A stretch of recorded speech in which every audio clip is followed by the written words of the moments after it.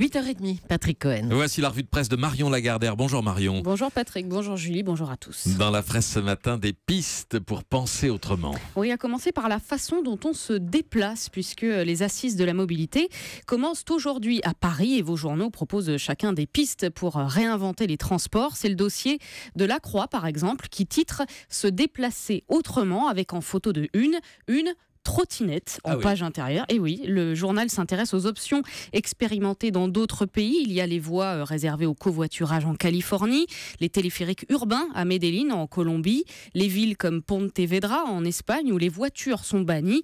Quant à l'option trottinette, elle est très sérieuse puisque plusieurs communes d'Île-de-France en ont déjà mise en libre service. Dans Sud-Ouest ce matin, on trouve aussi la gratuité des transports en commun, meilleure option d'après le journal pour convaincre les habitants de laisser la voiture au garage. Ça marche à Niort, mais aussi à Libourne en Gironde depuis 7 ans. Dunkerque va s'y mettre dans un an, mais attention, prévient l'économiste spécialiste des transports Yves Crozet, avant d'envisager la gratuité, il faut d'abord s'attaquer de front à la circulation et au stationnement, autrement dit, à la dépendance à l'automobile. Et pour cause, le Figaro rappelle que 80% des Français se déplacent avec leur voiture personnelle, 19% seulement en train et en bus, sachant qu'en ville, le taux moyen d'occupation d'un véhicule est de 1,06 passagers, autrement dit en bon français, une personne par voiture. Et le sujet est d'autant plus brûlant que la pollution tue, article à lire dans Les Échos, d'après une étude publiée par la revue Environmental Research. 10 000 morts peuvent être imputées chaque année en Europe à la pollution aux particules fines émises par les véhicules diesel. C'est 5 000 de plus que pour les véhicules essence, écrit le journal qui conclut avec un argument de poids pour penser autrement la façon dont on se déplace. Les pays comptabilisant le plus de décès sont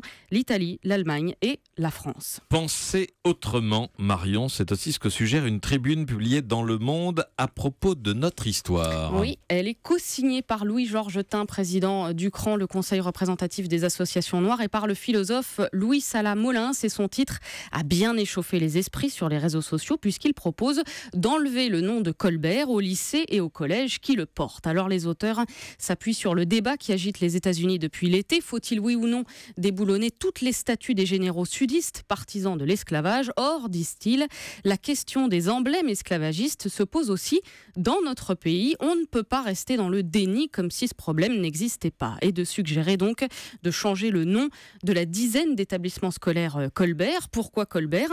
Parce que le ministre de Louis XIV, écrivent les auteurs, a jeté les fondements du Code noir, ce monstre juridique qui légalisa l'esclavage, et parce que Colbert a aussi fondé la Compagnie des Indes occidentales, compagnie négrière. Bref, en matière d'esclavage, Colbert, c'est la théorie et la pratique. Alors, sans surprise, cette tribune, d'abord publiée sur lemonde.fr, a suscité nombre de commentaires. Comme souvent, pourrait-on dire, on mesure la témérité d'une idée en jaugeant le profil de ses détracteurs. C'est ce qu'a fait le Figaro étudiant en listant les tweets indignés de Sébastien Chenu et Florian Philippot du Front National, ou encore du mariniste Gilbert Collard, des réactions que la tribune publiée dans Le Monde avait anticipé.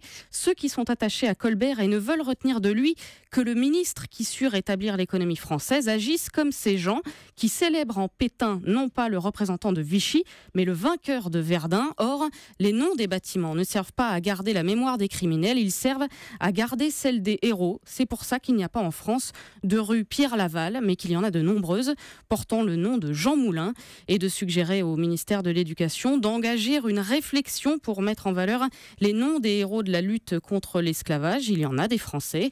Une tribune signée par le présentateur Harry Roselmack, l'ancien ministre Victorin Lurel et le champion du monde de foot Lilian Thuram. Enfin, quelques pistes pour penser autrement notre quotidien. D'abord, cet entretien dans le quotidien de Dijon, le bien public, interview de la Californienne Bea Johnson que le New York Times a proclamée papesse de la vie sans déchets.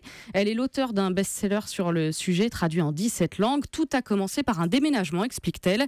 Mon mari et moi avons réalisé que nous avions 80% de choses inutiles et donc à jeter. Nous étions attristés en pensant au futur qu'on allait léguer à nos enfants, et c'est là que j'ai eu le déclic. Bea Johnson a donc tout changé. Elle n'achète qu'en vrac, fabrique elle-même ses produits d'entretien Et son maquillage, mascara compris, ce qu'elle produit comme déchets sur un an, tient dans un simple bocal. Ce mode de vie, dit-elle, ça n'est pas du tout ce que vous pouvez imaginer. C'est simple et ça permet de faire de nombreuses économies.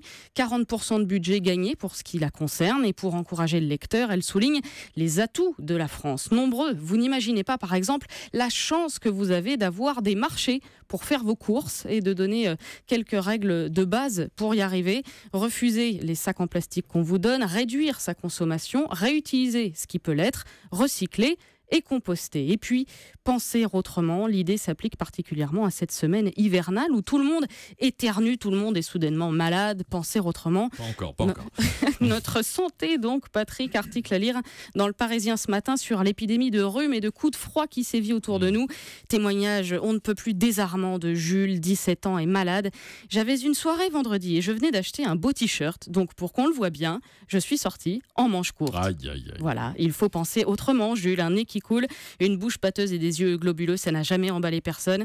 Pour finir, quelques conseils du Parisien: se laver les mains, aérer et se couvrir évidemment, auquel on peut ajouter regarder, ou plutôt en ce qui nous concerne, écouter la météo de Laurent Cabrol. Comme quoi au XXIe siècle, on a quand même pas mal d'outils pour penser et agir autrement. Merci Marion Lagardère pour la revue de presse. Europe 1.